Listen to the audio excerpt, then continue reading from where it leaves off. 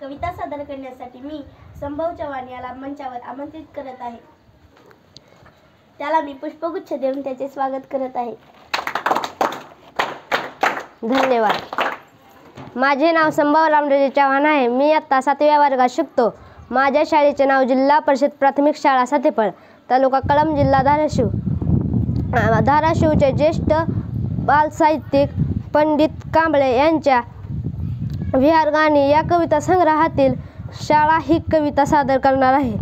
पिंपळाच्या झाडाखाली भरत असते शाळा, पिंपळाच्या झाडाखाली भरत असते शाळा, शांतता सामनतेचा लावित असते लळा, शांतता सामनतेचा लावित असते लळा, वर्गामध्ये इतिहासातील चालत असते युद्ध, वर्गामध्ये इतिहासातील चालत असते युद्ध, शांततेचा जगाला संदेश देतो बुद्ध, शांततेचा जगाला संदेश देतो बुद्ध.